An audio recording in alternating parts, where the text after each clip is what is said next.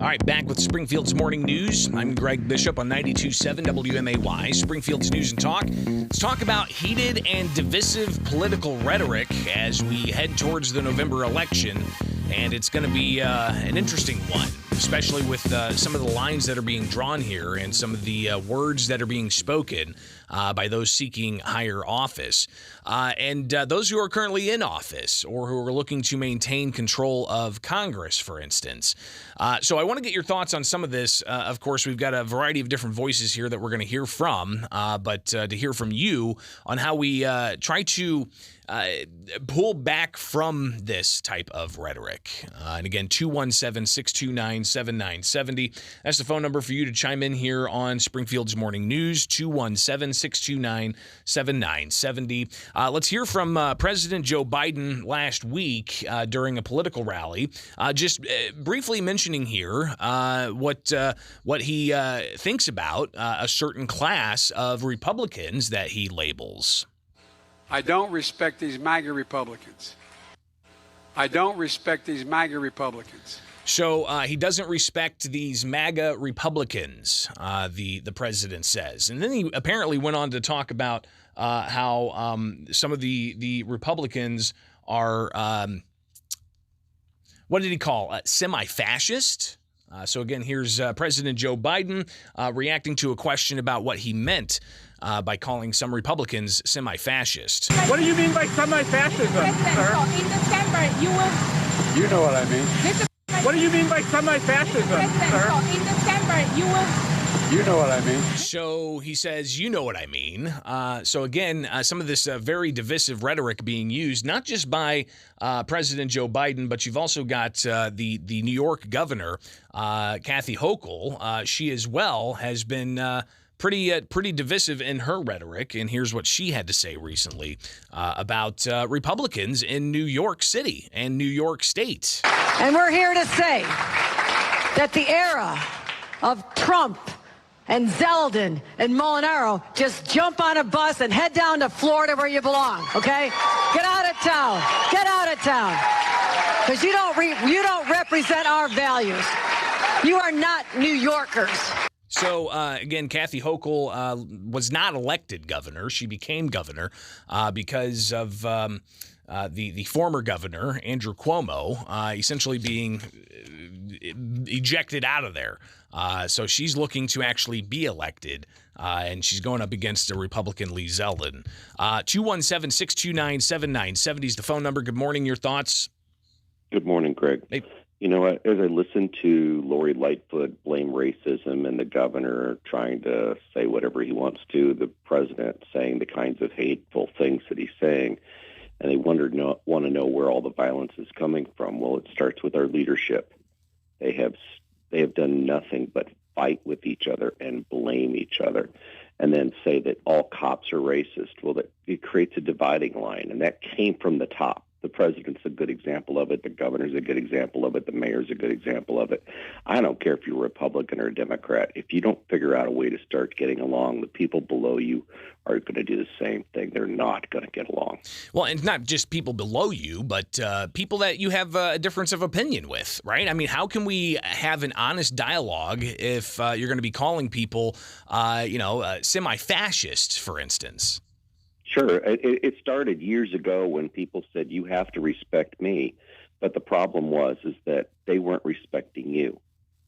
And so it's like, well, you need to respect me. You need to, respect my opinion. You should appreciate and accept me for who I am. It's like, well, I'll respect you, but I might not have the same viewpoint as you. And if that means you're not going to respect me because I don't have your viewpoint, that's your problem, not mine. Well, and again, President Joe Biden saying that he doesn't respect, quote, MAGA Republicans. Appreciate the call. And speaking of the president saying that some Republicans are, quote, semi-fascist, here's what former governor of Wisconsin, Scott Walker, had to say about that recently on Fox News. But the lap, of all things, fascism, where's he been the last 2 years? If anything, that sounds more like the liberal mayors and governors who shut our economy and our schools down, or talk about clamping down on individual liberties, the vaccine or the mask mandates, or even suppressing the rights of opponents or trying to suppress the opposition. That sounds a lot like this disinformation governance board or some of the actions of big tech. It certainly doesn't sound like those people trying to stand up for freedom. So again, Scott Walker talking about this and raising questions about if we're going to start using the label fascist, maybe we need to delve a bit deeper into what the actual term means and what we've seen happen the past 2 years. 2.5 years with COVID lockdowns and trying to tamp down on certain types of speech. And then we get to Illinois. Now, Governor J.B. Pritzker, he's on the campaign trail. He was out all weekend and most of last week, and apparently using the rhetoric, hate is on the ballot. He said that a recent stop, I'm so excited for this election because I know we can win, but it's going to be a fight, he said. Hate is on the ballot in Illinois this year. Hate has no place in Illinois. So the governor has similar types of rhetoric, but then you get into a little bit of the minutia here of like political messaging, for instance.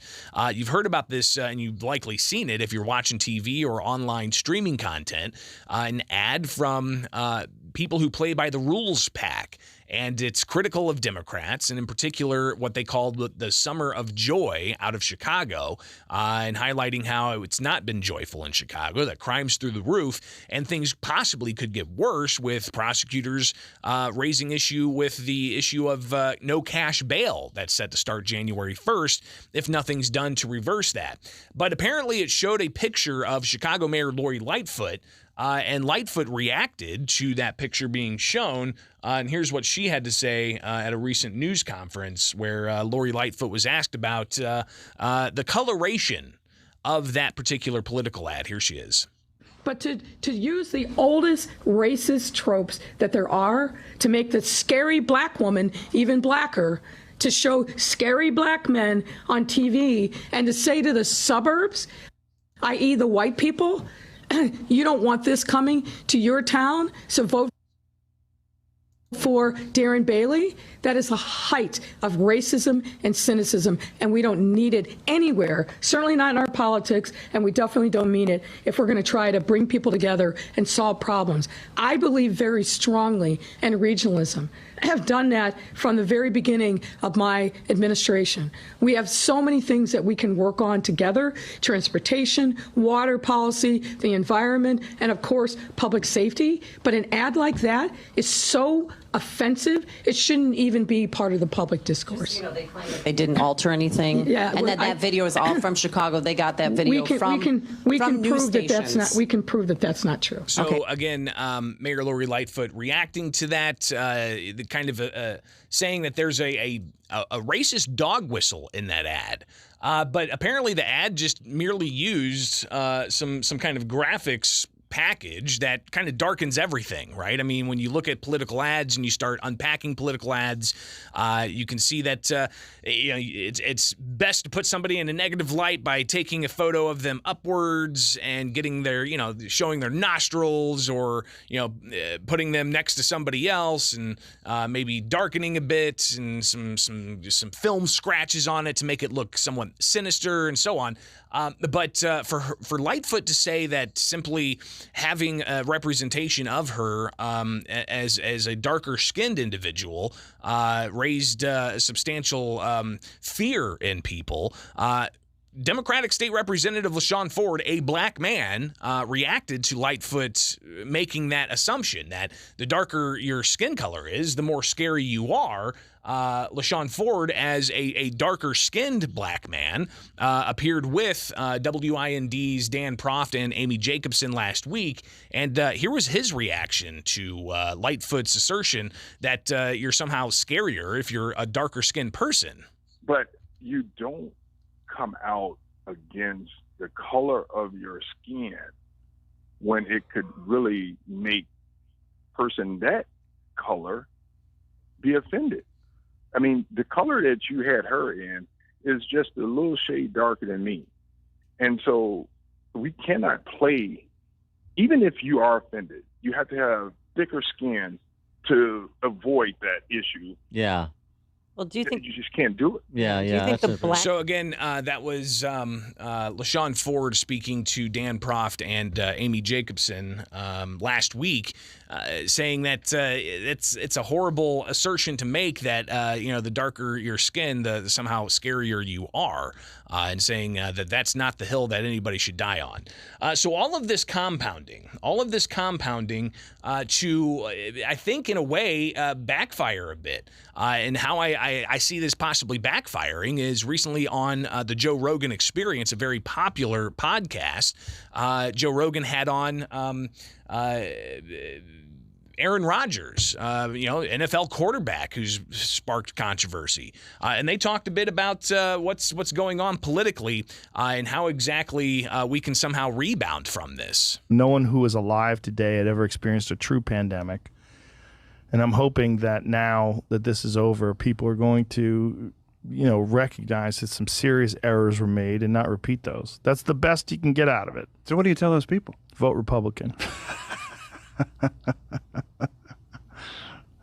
That's what a lot of them are going to do anyway. Yeah? Yeah. Oh, yeah. I mean, more than 1 million people transferred over to the Republican Party, I think, in 2021 alone. Find out what that number is. So again, Joe Rogan's answer to this is, if you're fed up with the COVID lockdown policies, with the rhetoric that we see happening across the spectrum, he says, I think the thing people should do, again, Joe Rogan saying this, is to vote Republican. No one who is alive today had ever experienced a true pandemic. And I'm hoping that now that this is over, people are going to, recognize that some serious errors were made and not repeat those. That's the best you can get out of it. So what do you tell those people? Vote Republican. So, again, what's going to happen here? I don't know, but we'll obviously watch it all and get your reaction to it. It is Springfield's Morning News. I'm Greg Bishop on 92.7 WMAY, Springfield's News and Talk. You can always follow along. Just find me online. Search out Bishop on Air, Twitter, Facebook, Instagram, YouTube, all one word, Bishop on Air, and we can connect that way.